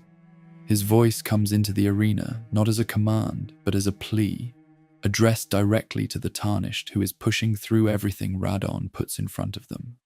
He tells them to yield. He tells them that if they have known regret, if they carry grief for a world that has been broken and violent and unkind for as long as anyone alive can remember, then the path forward belongs to him and his promised consort.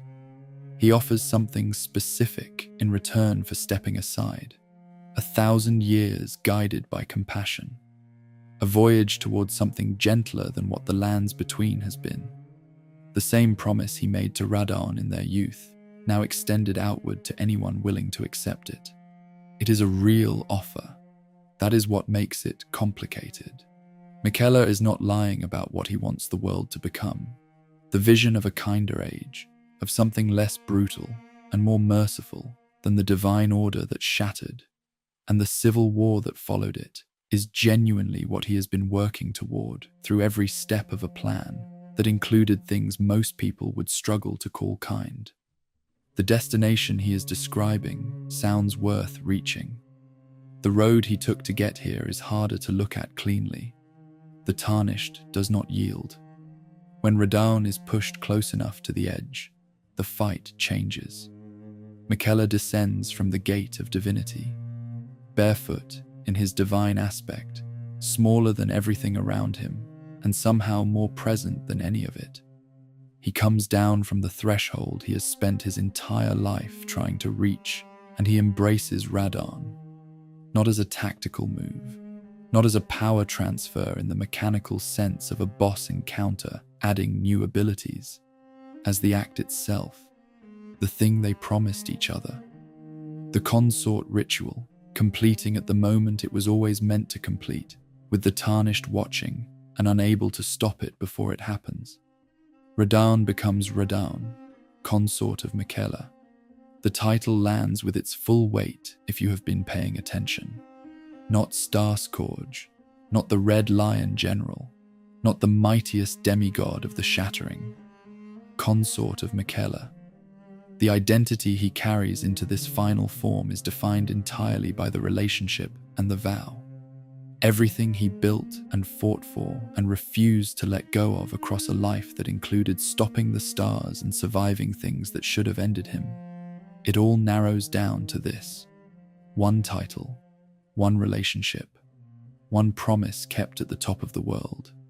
The second phase is both of them at once. Miquella moves through the arena, floating at the edges of the fight, amplifying Radahn with divine light that layers onto everything he already was. The gravity attacks gain a quality that pushes past what any purely mortal or demigod technique could reach. Light-infused combinations that hit with the weight of something closer to divine authority than martial skill. Meteors come down. Not the single dramatic impact of the Wailing Dunes fight, but rains of them, called down from the sky that Radahn once held still with nothing but his own will. The sky that he conquered now answers to him in a different way, delivering what he asks for. Miquella pleads with the Tarnished throughout it. He never stops asking them to stop. He never stops believing, apparently, that they might still choose to step aside and let this happen.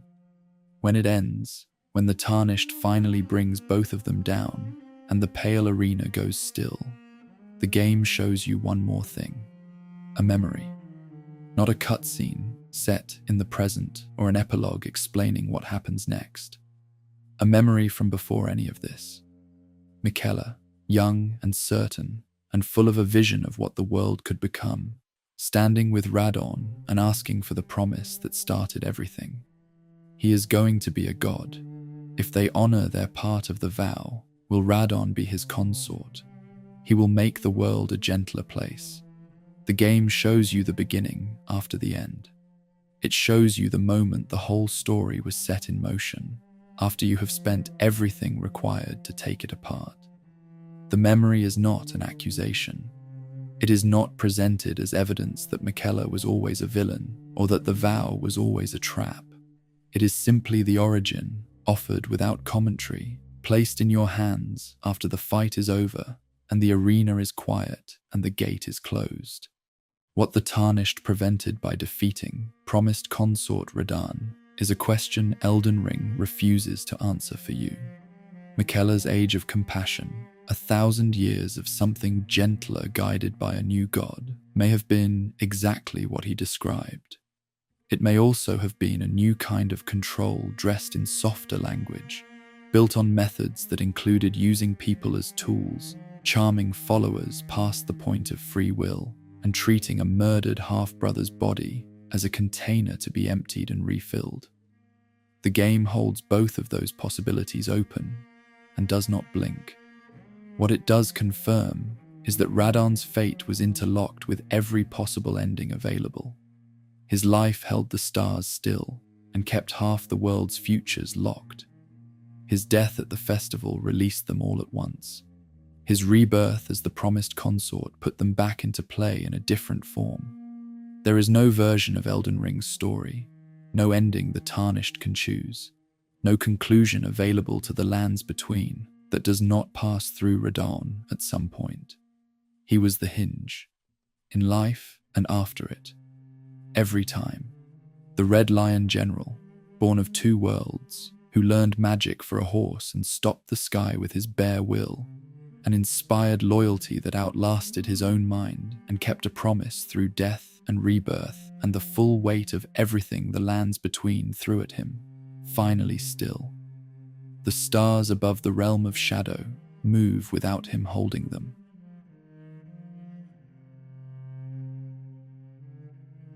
Here is what Radahn's story actually is, stripped down to its core. It is the story of a man who kept every promise he ever made. That is it. That is the whole thing. Every major event in his life, every turn the story takes, every consequence that ripples outward from him into the broader world, all of it flows directly from a commitment he made and refused to walk away from. To Leonard, to his soldiers, to the ideals of the Golden Order he had built his identity around.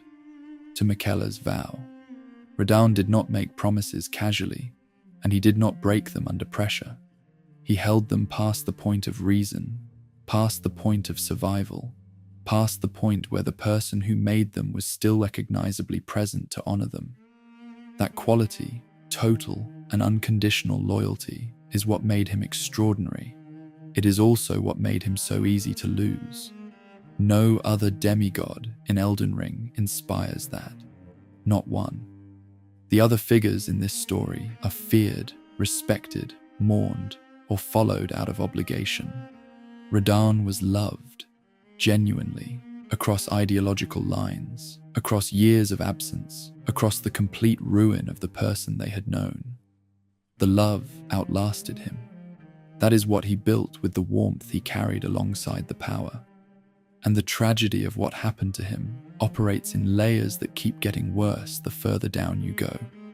The first layer is the Rot, the greatest warrior alive, the man who stopped the stars and fought millennia to a standstill and inspired unconditional loyalty from everyone who served under him, reduced to wandering a wasteland with nothing left of who he was. That alone would be enough for a tragic story. The second layer is the festival. The ending he received came from the people who loved him most. Jeren did not organize that event out of indifference or convenience. He organized it because he could not stand watching what Radahn had become, and knew that a warrior of that standing deserved better. The mercy of a proper death, delivered by an army assembled in his honor. That is both the kindest thing anyone did for Radahn and one of the saddest sentences in the entire story. The third layer is what came after.